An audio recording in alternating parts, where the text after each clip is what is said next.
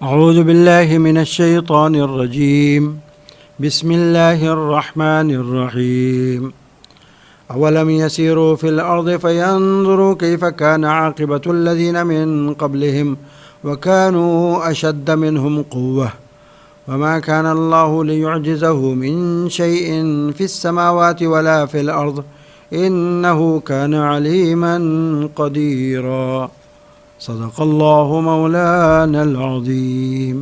ترجمہ۔ اور کیا ان لوگوں نے زمین میں کبھی سفر نہیں کیا جس سے وہ یہ دیکھتے کہ جو لوگ ان سے پہلے گزرے ہیں ان کا انجام کیسا ہوا، جبکہ وہ طاقت میں ان سے بہت زیادہ مضبوط تھے، اور اللہ ایسا نہیں ہے کہ آسمانوں یا زمین کی کوئی چیز اسے عاجز کر سکے، بے شک وہ علم کا بھی مالک ہے اور قدرت کا بھی مالک ہے۔ محترم سامعین، آج آپ نے سورہ فاطر کی آیت نمبر 44 کا ترجمہ سماعت فرمایا ہے۔ اس آیت کے مضمون کا تعلق پچھلی 2 آیتوں سے ہے، جن کا حاصل یہ ہے کہ عرب کے مشرکین خود کو اہل کتاب یہود و نصارہ کے مقابلے میں علم و تہذیب کے حوالے سے کمتر سمجھتے تھے، اور یہ کہا کرتے تھے کہ کاش ہم عربوں میں بھی کوئی نبی آتا، کوئی آسمانی کتاب ہمیں بھی ملتی تو ہم ان اہل کتاب یہود و نصارہ سے بڑھ کر اپنے نبی کو مانتے اور ان کی اتباع اور پیروی کرتے اور ان کے بتائے ہوئے راستے پر چلتے۔ پھر جب اللہ پاک نے عرب میں نبی آخر الزماں خاتم المرسلین رحمۃ للعالمین صلی اللہ علیہ وسلم کو مبعوث فرمایا، جو بنی اسماعیل یعنی عربوں میں سے ہی تھے، اور انہوں نے ان کو دین حق کی دعوت دی، اللہ کا پیغام پہنچایا، قرآن کریم پر عمل کرنے کی تعلیم کی، تو یہی لوگ بجائے اس کے کہ آپ کی اتباع کرتے، حق کی دعوت پر لبیک کہتے۔ ان کی تو تمنا برآنی تھی، مگر ہوا یہ کہ یہی لوگ حق سے سب سے زیادہ بدکنے والے بن گئے، اور بجائے رسول کے فرما بردار ہونے کے ان کے دشمن بن گئے۔ نفرت اور تکبر کے سبب اتنے گر گئے کہ نبی برحق کے خلاف سازشیں کرنے لگے۔ ان احمقوں کو اللہ کا قانون مکافات عمل شاید معلوم نہیں۔ اللہ نے قانون بنا دیا ہے کہ کسی کے خلاف بری تدبیر اور سازش کر کے نقصان پہنچانے کی کوشش کرنے والے پر اس کی سازش اور بری تدبیر الٹی پڑ جاتی ہے۔ جس نے دوسرے کے لیے جو گڑھا کھودا ہے، بالآخر وہ خود اس میں گر کر نقصان اٹھاتا ہے۔ دوسروں کے خلاف بری تدبیر کرنے والا اپنے حق میں کانٹے بوتا ہے۔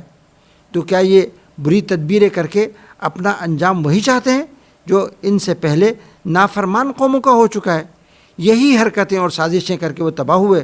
اللہ کا قانون تو اٹل ہے، وہ اپنا راستہ بنا کر رہتا ہے۔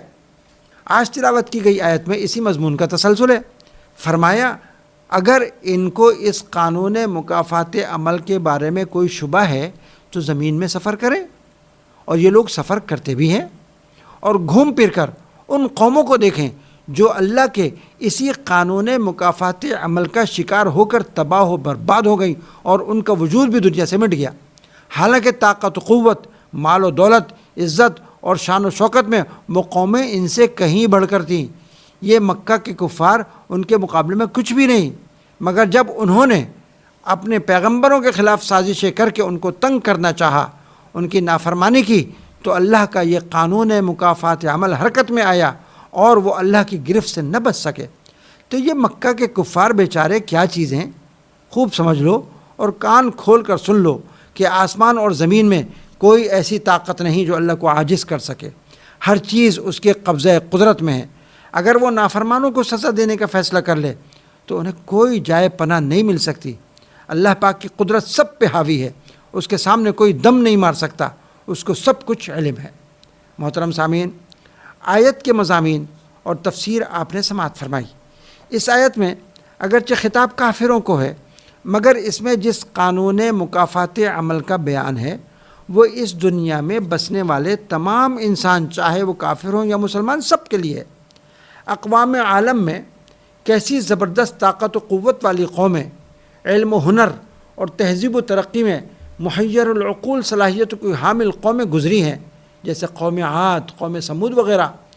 آج کا انسان طاقت و قوت اور ترقی میں ان سے بہت پیچھے ہے، مگر جب ان قوموں نے اہل حق کے خلاف بری تدبیریں کر کے، سازشیں اور مکر کر کے ان کو نقصان پہنچانے کی کوشش کی، تو اللہ کا یہی قانون حرکت میں آیا اور ان کو صفحہ ہستی سے مٹا ڈالا۔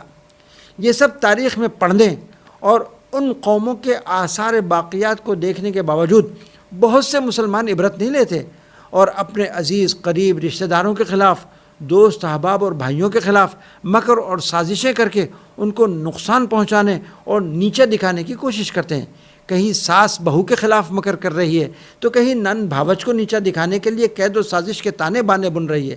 کوئی تاجر اپنے کاروباری مقابل کو نیچا دکھانے کے لیے جھوٹ سچ گھڑ رہا ہے تو کوئی سیاستدان دوسرے کو بدنام کرنے کے لیے پروپیگنڈا کی سازش اور مکر کر رہا ہے۔ ان سب کے لیے اس آیت میں یہ پیغام ہے کہ بالآخر انجام کار اللہ کا یہ قانون حرکت میں آ کر رہے گا اور ان کا مکر اور سازش انہی کے گلے کا پھندا بن جائے گا۔ اللہ پاک ہمیں دین کی صحیح فہم عطا فرمائے، آمین۔ وما علینا الا البلاغ۔